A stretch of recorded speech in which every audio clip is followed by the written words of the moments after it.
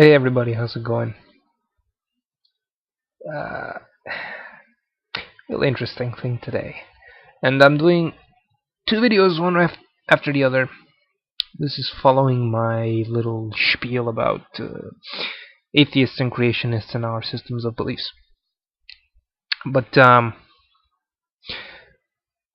today at school, and I go to a technical college, I'm in a technical program, with absolutely no liberal studies whatsoever. But today at school, there was a chance for me to attend a discussion about feminism and our society.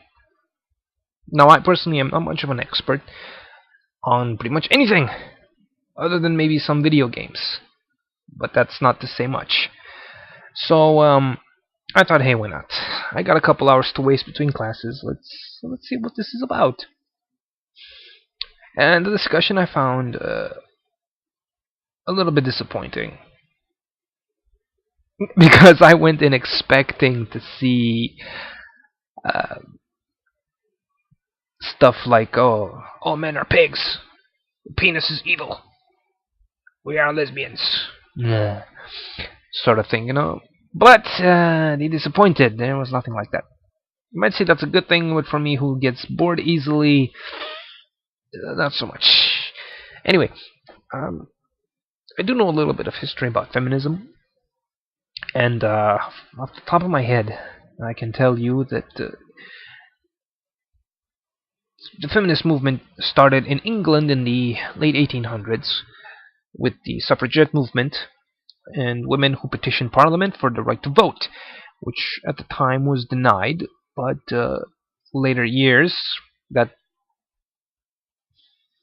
uh, it was decreed that women would get the right to vote, and that was the first step towards achieving universal suffrage. And the movement, of course, spread throughout Europe, and then it came here in the United States and Canada.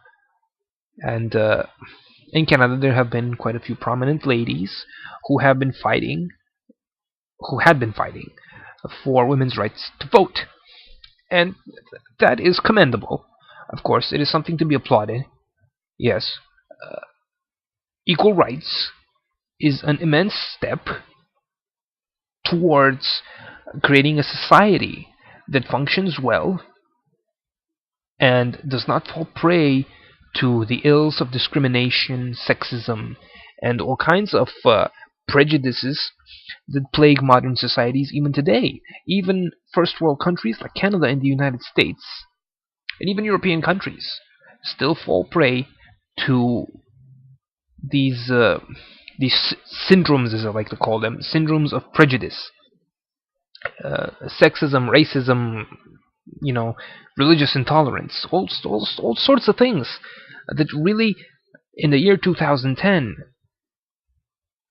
shouldn't be here.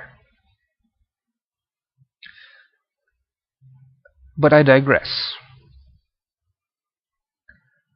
The discussion took a turn from women's rights to basically roles of sexuality in society. And in Canada, we have a very diverse sexual society, if I may be allowed to use that term. Meaning that we have straight people, we have gays, we have lesbians, we have transgendered, we have bisexual, we have metrosexual, whatever. All kinds of people and all kinds of sexual preferences. But you have to wonder, what exactly does a sexual role in society mean? And I'm not going to go into any depths because I can already tell this is not going to go anywhere. But as far as I can tell, sexual roles apply mostly to pornography. And I am a young male, so naturally I do look at pornography occasionally. And the argument often comes up that in pornography women are objectified. And yes, sometimes I would agree with that. I mean, you will not find at college girls that have, perfect skin, or the perfect height to weight ratio, have, the perfect sized breasts and perfect legs. No, you will not find that. You will find, yes, attractive young ladies, but they will not be the image of perfection that is portrayed in news media, in beauty magazines, and fashion magazines, and films, and even in porn movies either. I mean, I can understand that, yeah, it would set up a standard for guys, you know. Many times I've thought, man, if I had a girlfriend that looked like that, holy moly, you know. But you have to bring realism into this, because those women, they're enhanced in a way. So yeah, I can see why you would say that they're objectifying women. They are creating an unreasonable standard of looks to achieve. And I can sympathize with that wholeheartedly. But at the same time, you have feminists nowadays, which have developed into this syndrome, again, that is unaffectionately called feminazism, or whatever. So basically, these women are feminazis. FEMINAZIS, right? Basically, fascists who only want to propagate the feminism agenda, but only of themselves, of course, nobody else. And the argument comes that the women who are in the pornography industry don't know what they're doing. They shouldn't do that because they don't know. And I have to ask the question, who who are you to tell what people know and don't know, or what people choose or choose not to do with their lives? I mean, it's all about choice. Free choice, right? Freedom to choose something without being cursed into doing it. I personally see no problem with pornography as being oppressive in any way, because it's not. There is nobody that is standing there with a gun saying, look, you better sleep with this guy and we'll film it, otherwise we'll shoot you.